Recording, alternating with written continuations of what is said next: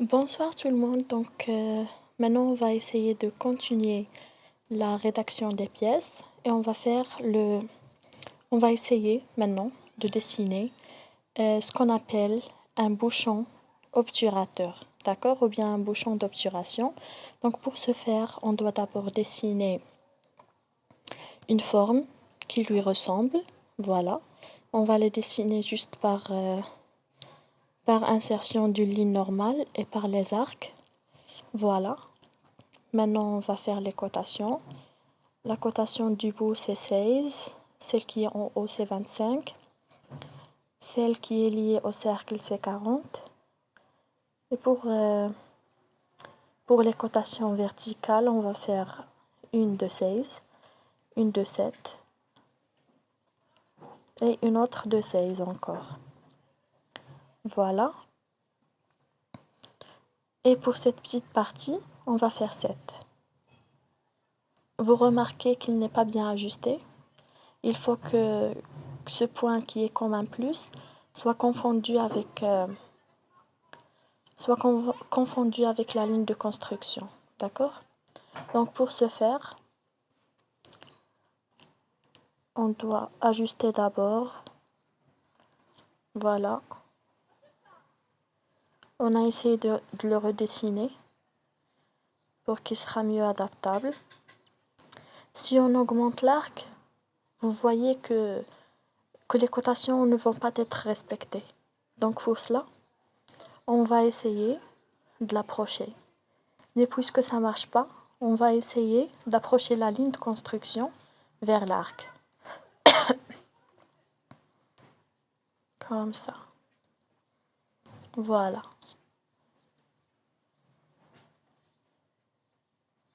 Maintenant, on peut faire la cotation pour ce cercle. Mais d'abord, pour la ligne de construction, on va faire...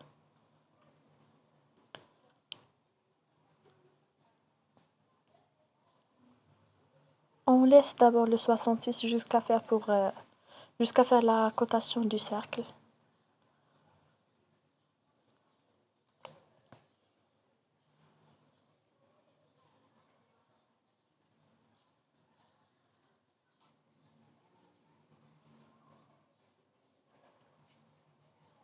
Voilà. Donc, on a essayé de régler le problème juste en refaisant les cotations de nouveau. Donc, voilà. En faisant un bossage avec révolution, on a trouvé cette forme. Allons au plan de face. Ou bien on va travailler sur le plan de haut. Dessus, pardon. Voilà.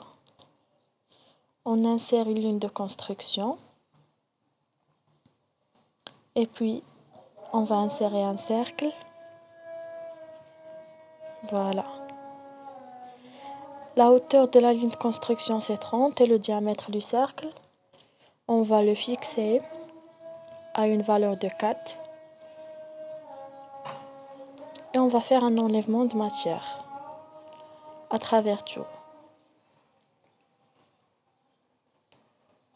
Des deux côtés. Voilà. Très bien.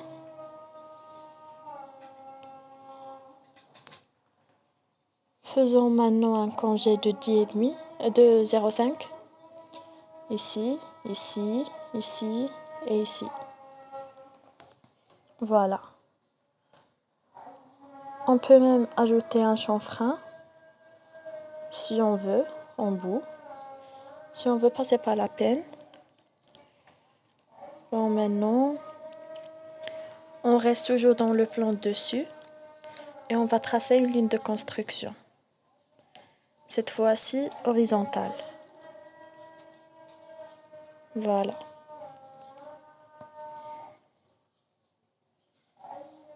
On va faire une autre ligne de construction, mais maintenant en milieu. Voilà. Avec un point milieu, on va tracer deux autres. Ligne de point milieu, ligne de construction de point milieu. On va essayer de les ajuster manuellement, c'est pas la peine de créer des contraintes maintenant. Une autre aussi. Voilà. Et il nous faut les cotations. On met 60 et pour chaque sous-angle, on va mettre 30.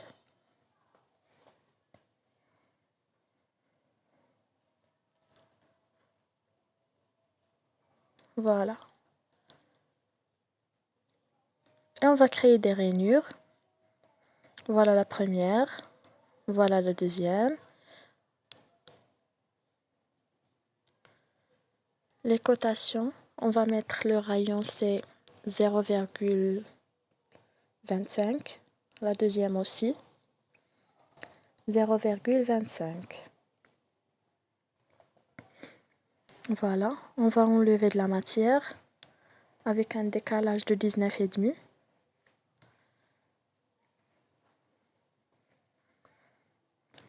Pour les contours suivants. Mais cette forme, c'est pas efficace, vous voyez. On a sur les deux côtés.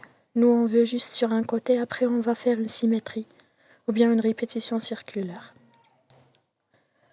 Donc pour ce faire, on reprend l'étape d'enlèvement de matière. Toujours c'est un décalage de 19,5. On sélectionne les entités. Voilà. Maintenant ça va fonctionner. Ça va y aller. Voilà.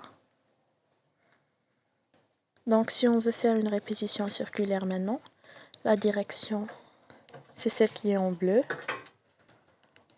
On doit la sélectionner, attendez. Normalement, voilà. Et pour la révolution, bien les fonctions qu'on doit copier ou bien qu'on doit répéter, on doit d'abord les répéter 46 fois autour de 360 degrés. Voilà.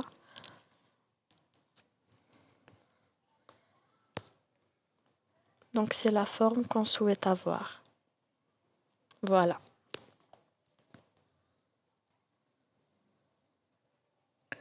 Après, on va faire un chanfrein de 2 mm là. Comme je vous ai dit en avant si on veut le mettre. Voilà. Prenons le bout.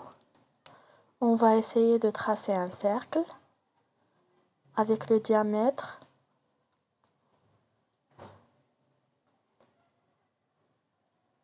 de 12,97. Voilà. On met la spirale définie par hauteur et pas, comme on a fait pour les autres composants. Donc les deux paramètres à modifier, c'est la hauteur et le pas.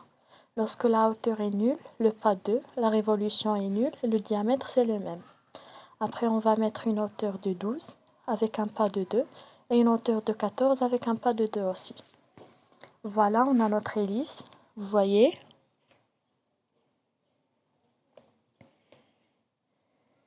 Très bien. Donc on reste sur le plan de dessus et on va tracer une ligne de construction qui sera horizontale. Très bien. On va tracer un triangle lié à l'extrémité de l'hélice.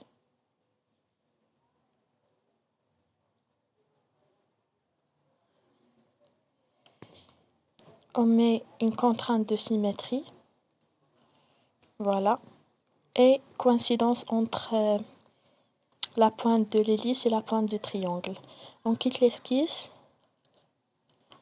Et puis, ah non, on a oublié de faire la cotation. On revient d'abord pour les cotations. On doit déterminer l'angle. Voilà ici. L'angle, on va le fixer en 60. Pour cette partie, on va mettre 3 ou bien 1,9.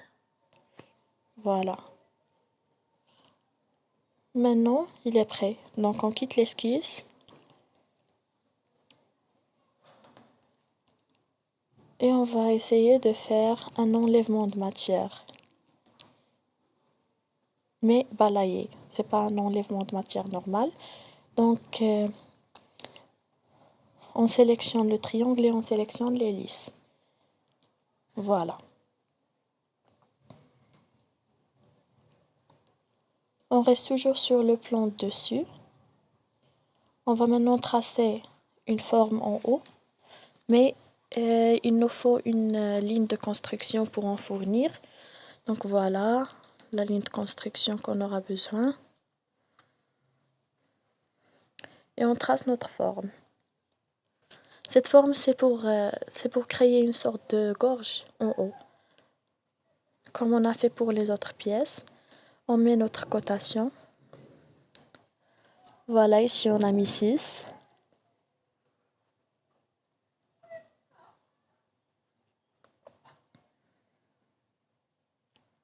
Et ici, on va mettre une cotation de 8,5. Voilà. Il nous faut une autre. Donc au lieu de 3,36, on va mettre une cotation de 1, ou bien de 3. Voilà. 1,64, ça va toucher, ça va nuire la gorge. Donc on va finir avec mettre 3 et un angle de 135. Voilà. Maintenant, on va faire un enlèvement de matière lissé, ou bien on peut même faire un enlèvement de matière extrudée. Voilà. Mais pour avoir une bonne état de surface, on peut faire lisser. Donc c'est notre pièce finale. Il suffit juste de faire ajuster le matériau et ajuster la couleur. Voilà, on va mettre le verre. C'est bon, c'est prêt.